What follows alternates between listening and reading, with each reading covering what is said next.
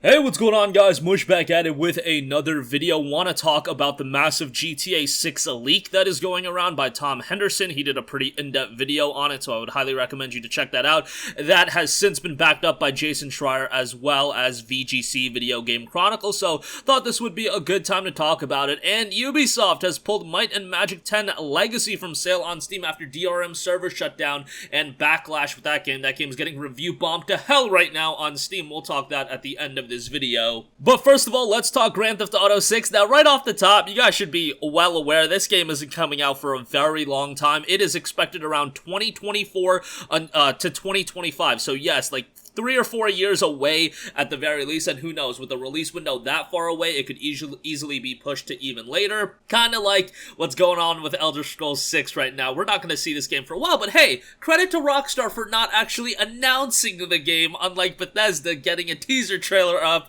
and fooling some people into thinking the game was actually out soon, so I'll give them credit on that. However, there are some details that have been posted about the game, which things are constantly in flux, especially with a game that's this far out, but it does have some pretty exciting elements. The game is set in a modern day, and the primary reason behind it is GTA Online. Rockstar wants to be able to have as much freedom as they can in GTA Online's DLCs. By the way, Lieutenant Puffin over on Reddit did a great breakdown and, summarization of all the contents from the video, so go check that out as well. I'll leave a link to that. Also, it was noted the map is said to be Vice City and isn't going to be that big, but the map will be expanding, new locations being added and changing. Tom specifically compared it with the changes the Fortnite map goes through every new season through the years with the help of DLCs. Game is still obviously in the very early stages of being in development, multiple protagonists with one being female, that's awesome. Tom believes that the game will release around 2024 to 2025, with the reason being that Rockstar is heavily focusing on employee well-being, and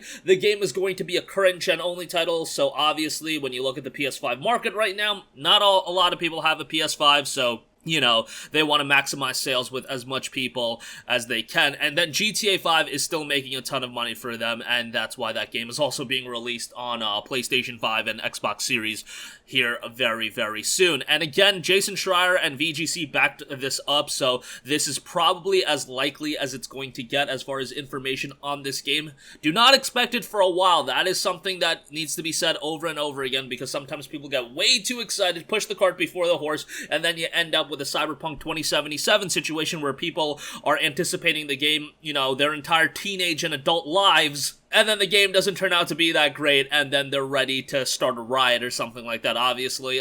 Paraphrasing a little bit and, maybe pushing it a little bit too far, but you get the idea. Don't get too excited for games that are coming in 2024 to 2025. However, I really like GTA 5, and I like the GTA games in general. I'm not a big online guy, but I get why Rockstar would want to have a heavy focus on that, because, spoiler alert, they make a ton of money off GTA Online. I mean, they make an absurd amount of money. I have some friends that are crazy into GTA Online and have spent a ridiculous amount of money. So obviously the goal these days, and in an ideal world, what these publishers want is to monetize a game for a long time. So you put out a game, and then you can continue to monetize it for 5, 10, 15 years. And look at what's happened with GTA 5. We are 8 years after the release of that game, and it is still raking in cash. They are still releasing it on new platforms, and GTA Online is still making them a ton of money. So from that standpoint, it makes all the sense in the world. For me, I mainly go into these games for the single-player component. I'll play that. I'll jump and mess around with online a little bit, but it's not like I'm going to be sinking mad cash into online or anything like that, and then I'm on to the next game. But I really enjoyed GTA 5 for its online component, for its single player component. And the online I never got too invested into. Like, I had some fun messing around here and there with a couple friends,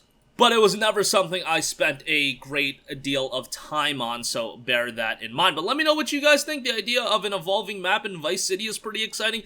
A modern-day setting and multiple protagonists, I think that it was to be expected. But at the end of the day, again, 3 to 4 years till we actually see this game.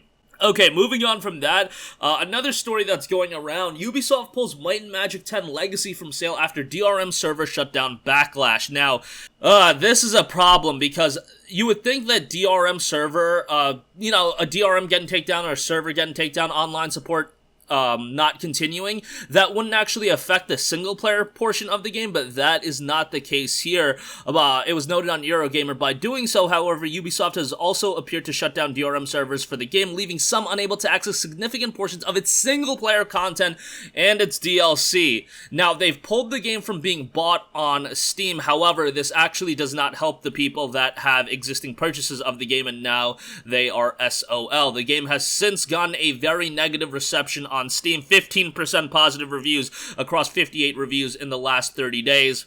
So that's a bummer. Like, this is what you have to worry about content being tied to, you know, online portions, because now you're talking about single-player content where the people that bought the game, they are essentially SOL. You know, you're lucky that they pulled the game, so you're not going to be buying something that's pretty much broken, but at this case, if you are an existing customer of this game, you are just kind of out of luck, and that is something you'll have to deal with. Nothing you can really do about that. I doubt Ubisoft is going to do anything to change that.